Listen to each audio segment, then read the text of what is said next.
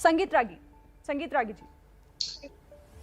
देखिए, मुझे लगता है कि पूरे विमर्श को जो यहाँ बातचीत चल रही है वो ट्रैक से उतारने की कोशिश हो रही है। बात यह है कि आप हिजाब पहने, बुर्का पहने, ये आपकी स्वतंत्रता है, लेकिन पब्लिक डोमेन में भी यदि आप मार्केट जा रहे हैं, आप स्वतंत्र हैं, कहीं बाजार में घूम रहे हैं स्वतंत्र हैं, मॉल में जा रहे हैं स्वतंत्र हैं। लेकिन एक एजुकेशनल संस्था के अंदर इसलिए ऐसा माना गया है कि वहाँ इस प्रकार का भेदभाव न हो, इस प्रकार के बच्चों के बीच में इस प्रकार की बातें ना आकर के ये पहचान की जो राजनीति हो वो वहीं से खड़ी ना हो जाए। इसलिए कई बार कई राज्यों में ये सुनिश्चित किया गया है कि बच्चे जो भी आए, चाहे उनकी वैचारिक पृष्ठभूमि कुछ भी हो, उनकी धार्मिक पृष्ठभूमि कोई हो, उनकी आर्थिक और सामाजिक पृष्ठभूमि चाहे जो हो, वो एक ही ड्रेस कोड में आए। और इसमें मुझे लगता है कि कहीं गलत नहीं है।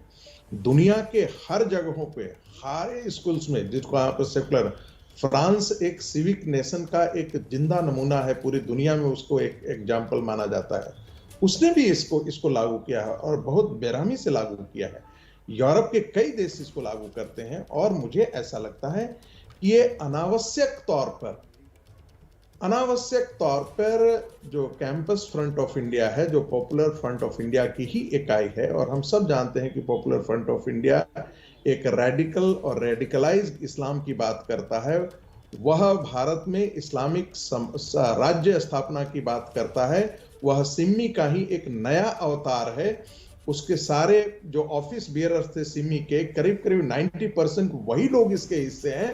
तो इसमें जानने के लिए ये बहुत साफ है कि इसके पीछे इस्लामिक रेडिकलाइजेशन को हवा देने की सिर्फ और सिर्फ कोशिश है।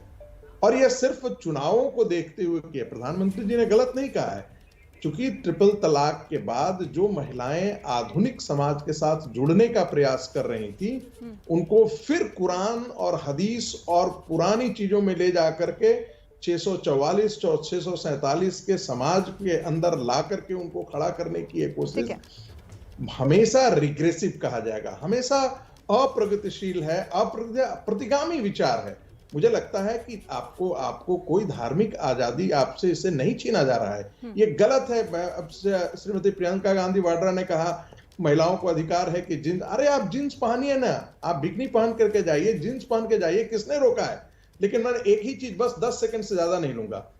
कल जो है कोई जाकर के एक ऐसा, हमारे यहाँ तो हिंदू समाज के अंदर कई संप्रदाय हैं, कोई त्रिशूल लेकर के जाना शुरू कर दे, कोई बजरंग बली का मानने वाला है वो कच्छे लंगोटे में वहां जाना शुरू कर दे, कोई दिगंबर संप्रदाय का है वो जाना स्कूल में शुरू कर दे, और उन महिलाओं के सामने ही वो उसी प्रकार के ड्रेस में जाकर और वो कहे कि नहीं ये तो मेरी धार्मिक आजादी है, मैं तो करूंगा।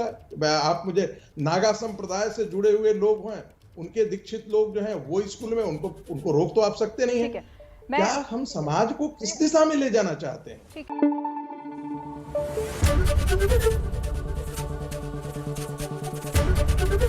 एबीपी न्यूज आपको रखे आगे।